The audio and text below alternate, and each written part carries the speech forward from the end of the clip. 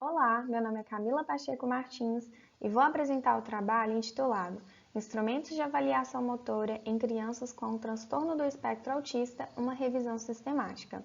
Este trabalho foi realizado por mim, pela Rívia Miranda da Silva, pela Elisa Vasconcelos Sampaio, pela professora doutora Érica Cesário de Filippo e pela professora doutora Lidiane Aparecida Fernandes. O transtorno do espectro autista, o TEA, consiste em um transtorno de cunho neurológico, caracterizado principalmente pelas dificuldades na tríade de interação social, comunicação e comportamento. Sendo assim, podem ou não existir outras condições associadas, como, por exemplo, o comprometimento no desenvolvimento motor. Dessa forma, aspectos do desenvolvimento motor não fazem parte dos critérios de diagnóstico do TEA. Entretanto, sabe-se que conhecê-los podem auxiliar nas medidas de intervenção precoce. O objetivo desse trabalho foi realizar uma análise na literatura acerca dos instrumentos de avaliação motora em crianças com TEA. O presente estudo tem caráter qualitativo descritivo, do tipo revisão sistemática. Para sua execução, foram realizadas buscas nas bases de dados do Medline, PubMed e Cielo.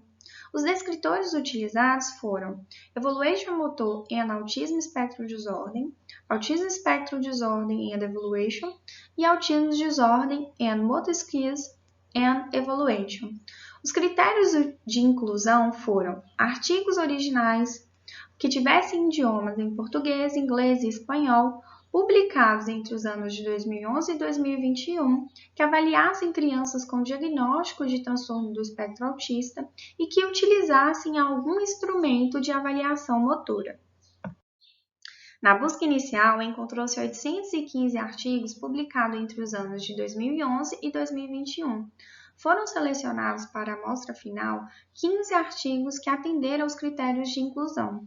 Desses 15 artigos elegidos, na amostra final, foram localizados 23 instrumentos de avaliação motora para análise final dessa revisão. Alguns desses instrumentos foram a escala de Mullen de aprendizagem inicial, a escala de comportamento adaptativo de Vineland, a VABS, o TGMD3, a escala de habilidades e aprendizagens básicas, dentre outros.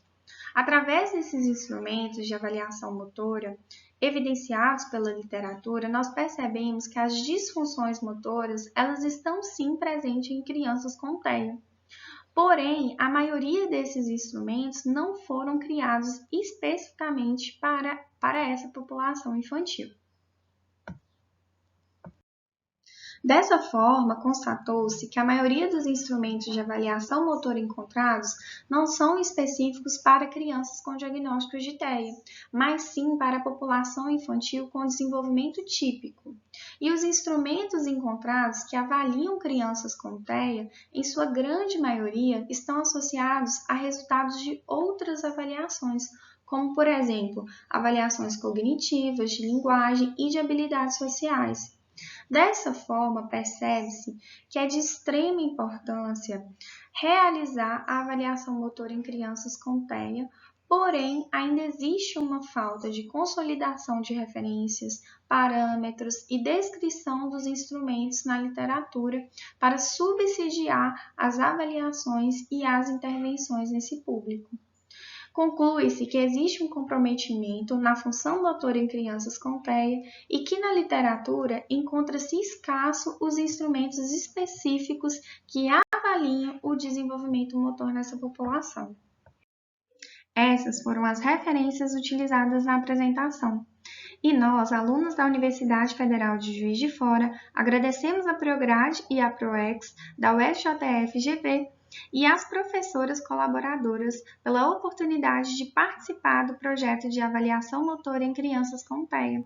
Agradecemos também por todo o conhecimento compartilhado conosco e por acreditarem no nosso potencial. Obrigada pela atenção de todos.